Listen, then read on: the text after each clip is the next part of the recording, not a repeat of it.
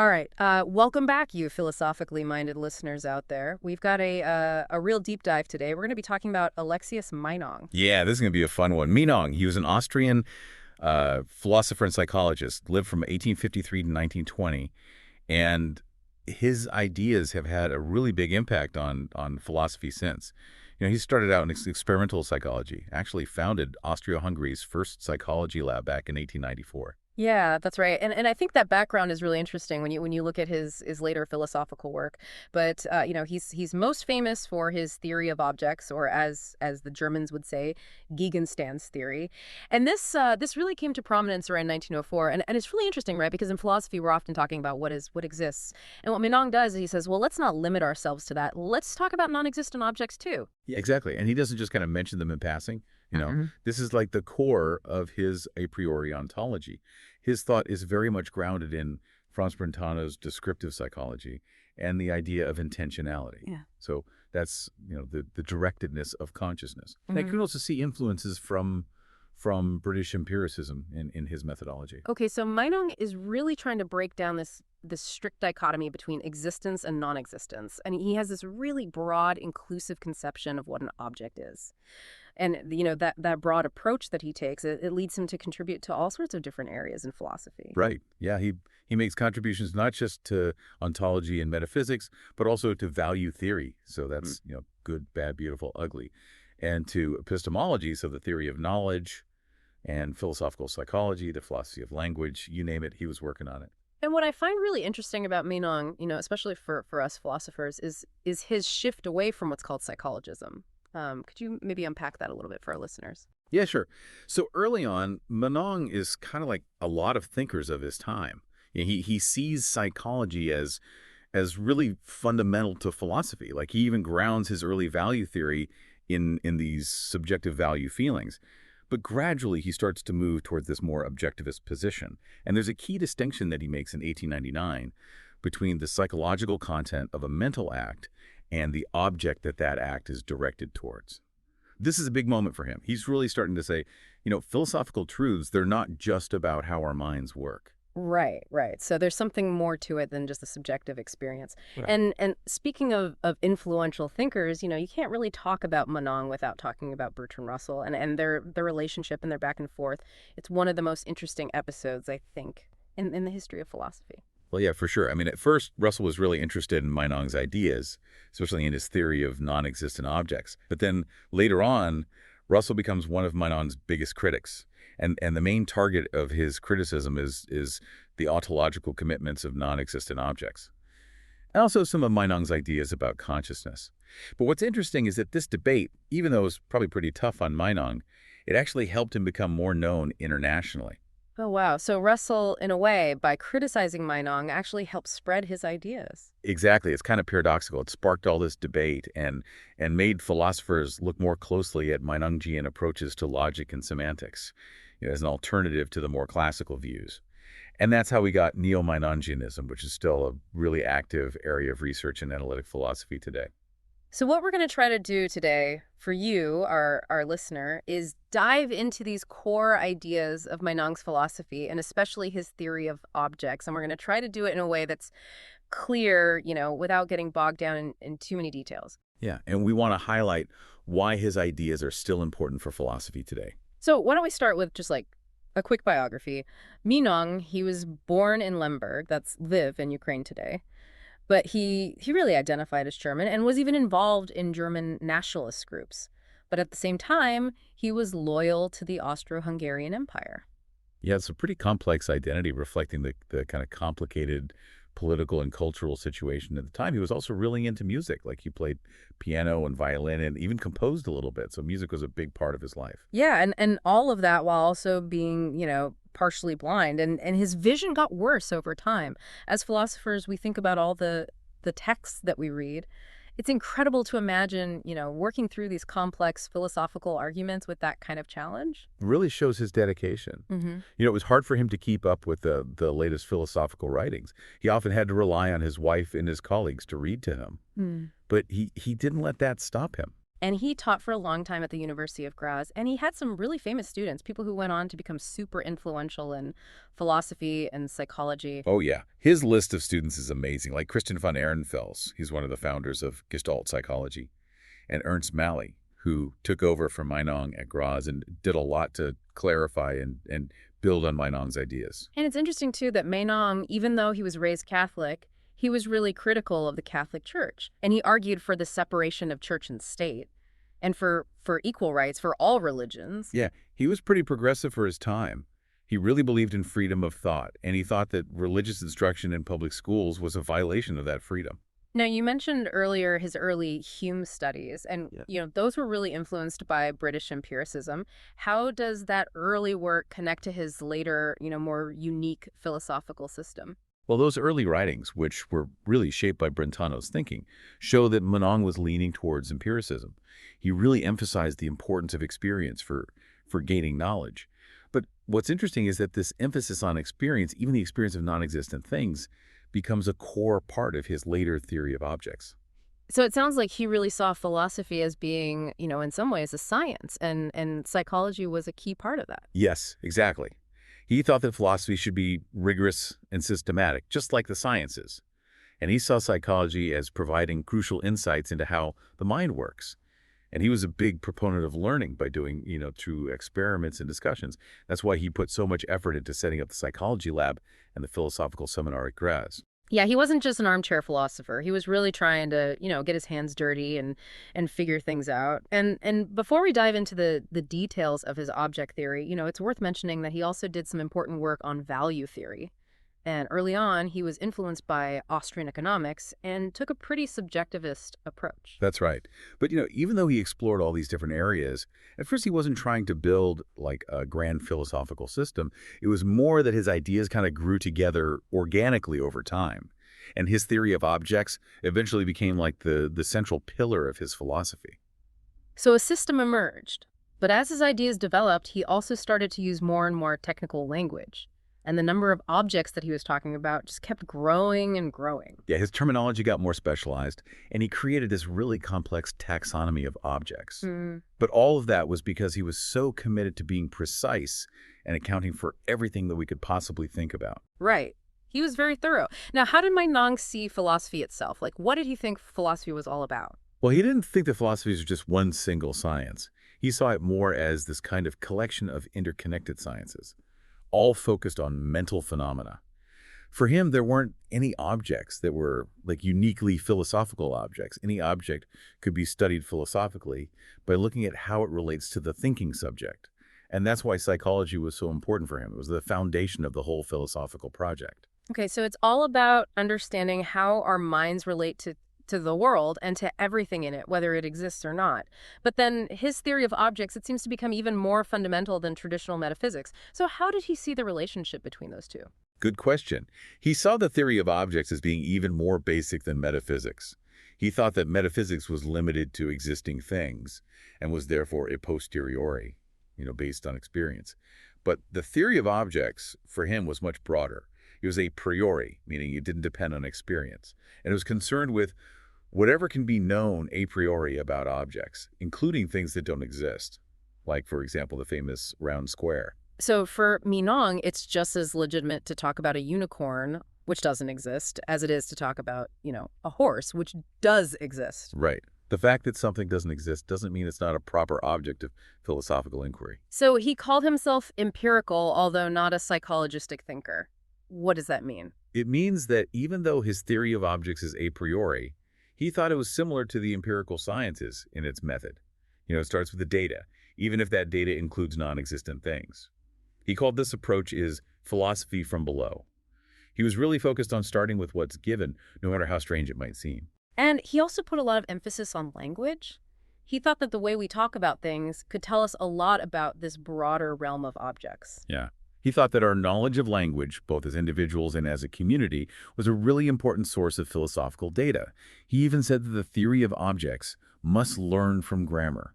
So everyday language, which we often take for granted, it actually has a lot to teach us about philosophy. Now, how did practical philosophy like ethics and aesthetics fit into his system? He saw ethics, aesthetics, and logic as the main branches of practical philosophy. And his idea of logic was more like the traditional logic of Brentano and the Port Royal logic, focused on how to think correctly, rather than the more modern symbolic logic, which he saw as being part of his theory of objects.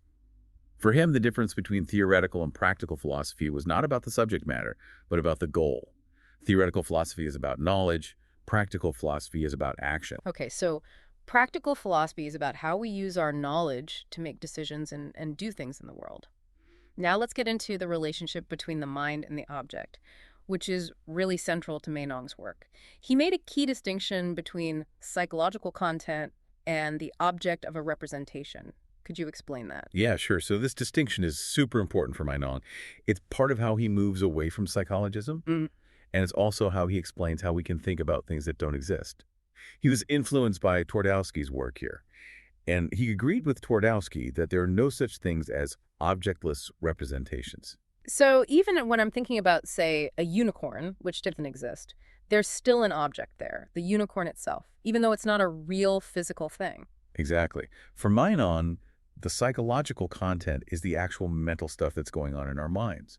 It's real, but it's not the same as the object itself. He thought that all experiences have three parts: the act of experiencing, the psychological content, and the object.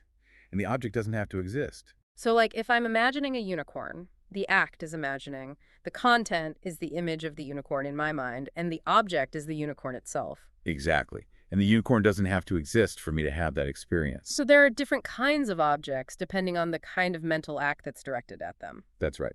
So he has objecta, which are the objects of representations, objectives, which are the objects of thoughts, dignitatives, which are the objects of feelings, and desideratives, which are the objects of desires. And he thought that these different kinds of objects go along with different kinds of psychological content. And then he also has this distinction between psychological content and conceptual content. What's that all about? Yeah, so this is more subtle distinction. It's something that he developed later on. Conceptual content is like the proximate object of the psychological content. It's kind of like a universal or a general concept. So if I'm seeing a red ball, the psychological content is my visual experience of that particular ball. But the conceptual content is the concept of redness, which helps me to understand what I'm seeing. Okay, so psychological content is the specific individual experience, and conceptual content is the more general, abstract idea that helps us to make sense of that experience. Now, he also talks about self-presentation, which he thought was really important for understanding consciousness. Yeah, self-presentation is the idea that our experiences are directly present to us. We don't need another experience to be aware of them. So like, if I'm feeling happy, I don't need to have a separate experience of feeling happy in order to know that I'm happy. Right, it's like a kind of direct awareness of our own mental states. And he contrasted this with other presentation, where the content of our experience is pointing us towards something outside of ourselves. Like, if I see a tree, the content of my visual experience is presenting me with the tree itself. Exactly. And he developed a whole bunch of theses about self-presenting properties and consciousness, where he actually disagreed with Brentano's idea that all mental acts are automatically self-conscious. And he also talked about the role of attention in all of this. Right. Like how we can choose to focus our attention either inwards on our own experiences or outwards on the objects of those experiences. Right. He called focusing inwards introversion and focusing outwards extroversion. Now, Meinong also engaged with Brentano's concept of intentional inexistence, but it seems like he preferred a more relational view of intentionality. Yeah, he didn't like the idea that objects could somehow exist intentionally in the mind. He preferred to think of intentionality as a relation between the mind and the object. So like, I am seeing something red. Right, so it's not that the red thing exists in my mind, it's that my mind is directed towards the red thing, which may or may not exist. And he agreed with Twardowski that the objects of our intentional acts can be non-existent or even impossible, like the round square. Right. He thought we could have genuine thoughts and feelings about things that don't exist. And he made some important changes to Brentano's classification of mental phenomena. Right. Like he distinguished between feelings and desires, and he introduced this idea of serious versus fantasy experiences. Yeah, those were big moves. He thought it was important to separate feelings, which are more passive, from desires, which are more active. Yeah. And the serious fantasy distinction is really interesting. He used it to explain how we can think about and feel things without necessarily believing that they exist. Like I can imagine a unicorn without believing that unicorns are real. Exactly. And he thought that these fantasy experiences were really important for things like art and imagination. He even worked with Malley to develop a further distinction between serious-like and pure fantasy experiences. And then there's the principle of unrestricted freedom of assumption, which is the idea that we can assume anything we want. Right. At first, he thought we could assume absolutely anything. But later on, he realized that there were some limits to this principle, especially when it came to things like the modal moment, which we'll talk about more later, and also when it came to certain kinds of objects that were kind of defective in some way. So even in the realm of assumption, there are some rules. Now, finally, in this section, he talks about the production of representations. What's that? So that's the process of combining simpler representations to create more complex ones. So, like, I can combine the representation of red and the representation of square to create the representation of a red square. And he called these simpler representations inferiora, and the more complex ones superiora. Okay, so we're building up our representations from simpler parts. And he was influenced by Gestalt theory here, right? Yes, very much so. He saw this as an example of how the whole is more than the sum of its parts. All right, so now we've got a good sense of Meinong's background, his view of philosophy, and his ideas about the mind and its objects. Let's move on to the heart of his philosophy, his theory of objects. This is where he really gets radical. He says that whatever can be experienced is an object. And that includes things that don't exist and even things that are impossible. Right, so it's an incredibly broad definition, and he was really clear that being an object is not the same as being thought about. Objects exist independently of our minds. Yeah, Mellon put it really well. Everything that is something is called an object.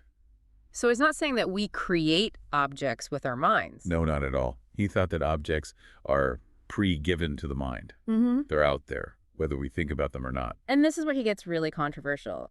He says that non-existent objects are just as real, in a certain sense, as existent objects. Like the round square is a real object, even though it can't exist. Exactly. And he wasn't just talking about things that happen to not exist. He was talking about things that are impossible, things that couldn't possibly exist.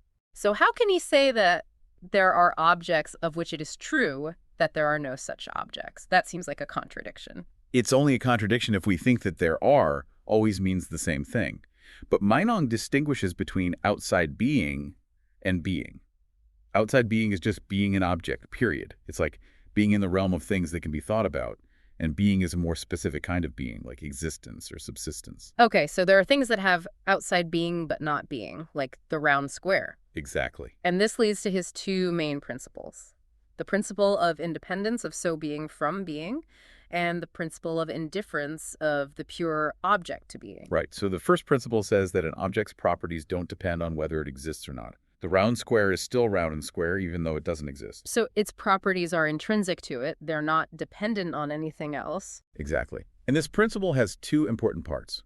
One is the characterization principle, which says that an object has the properties it's characterized as having. And the other is the denial of the ontological assumption, which is the idea that you can only say true things about things that exist. So Meinong is saying that we can talk about the properties of things that don't exist, and we can say true things about them. Exactly. And the second principle, the principle of indifference of the pure object to being, it says that being an object is not the same as existing. Objects are just objects, whether they exist or not. Right. It's like existence is just one of many properties that an object can have or not have. And this brings us to incomplete objects, which are objects that are undetermined with respect to at least one property. Like the triangle as such is neither scalene nor isosceles. Right. And for incomplete objects, the law of excluded middle doesn't always hold. So we can't say that the triangle as such is either scalene or not scalene. Right, because it's not determined with respect to that property. Exactly. And Meinong thought that all complete objects have either being or non-being, but incomplete objects don't. They just are. So they're kind of floating in this in-between space, ontologically speaking. Yeah, they're in the realm of pure possibility. He even said that incomplete objects are where possibility is at home. Now, Meinong developed a pretty complex table of categories based on modes of being. How does that work? So he starts with outside being, which is the most basic kind of being. It's just being an object, period. And then he divides objects into those that have being and those that don't. Okay, and what kinds of being are there? So there's existence, which is being in time and space. And there's subsistence, which is timeless and spaceless. So, like, physical objects exist and abstract objects like numbers subsist. Exactly. And then he divides objects that don't have being into those that have non-being, which are contradictory or impossible objects, and those that are just not determined with respect to being, which are mostly incomplete objects. So it's a pretty complex system, but it allows him to account for all sorts of different kinds of objects, even the ones that seem really strange.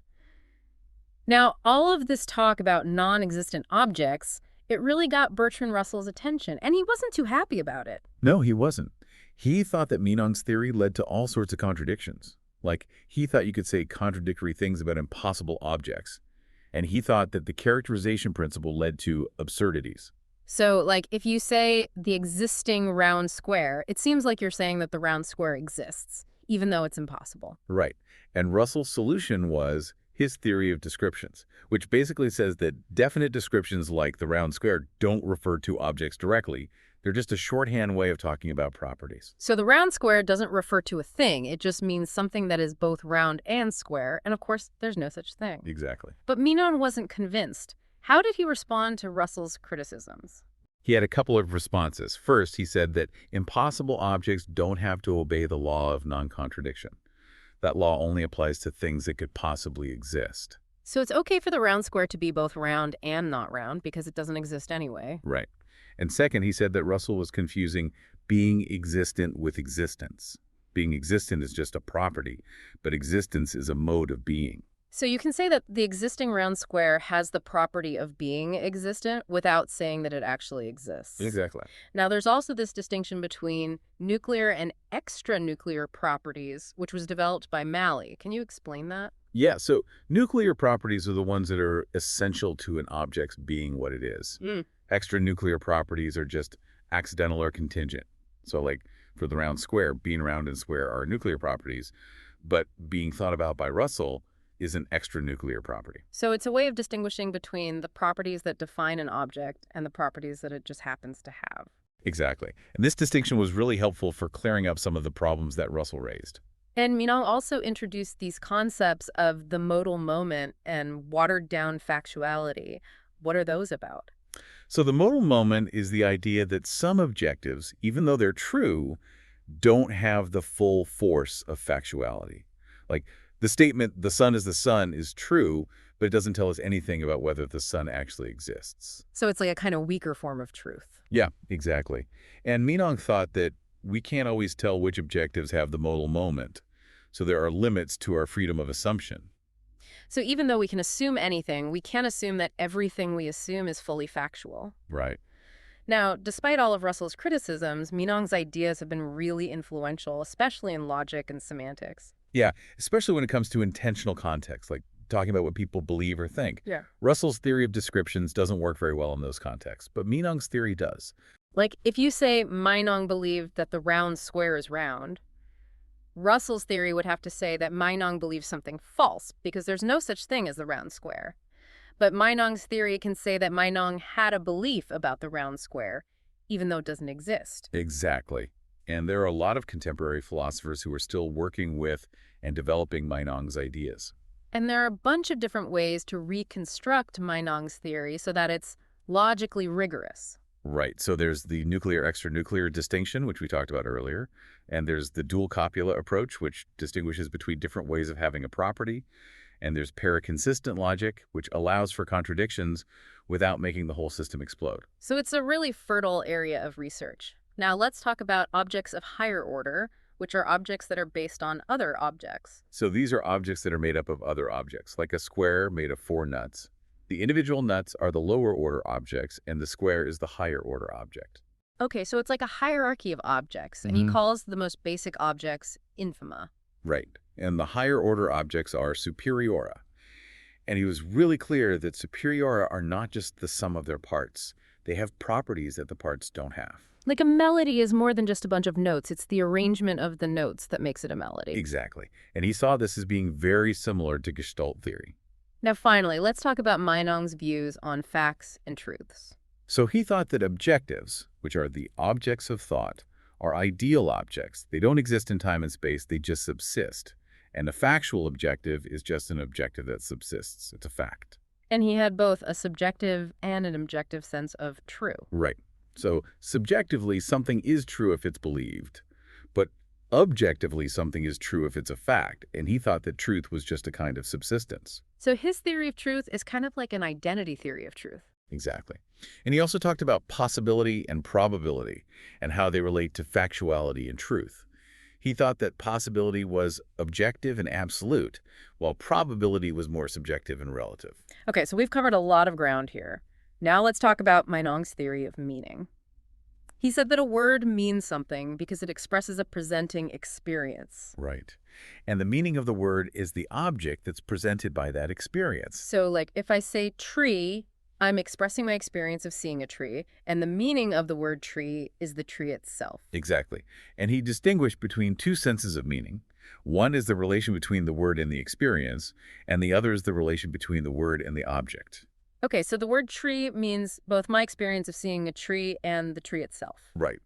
And he also talked about the difference between the speaker's meaning and the linguistic meaning of a word. And he introduced the idea of using incomplete objects as auxiliary objects to help us refer to more complete objects. So, like, if I say something that is red, I'm using the incomplete object, something red, to refer to a specific red thing. Exactly.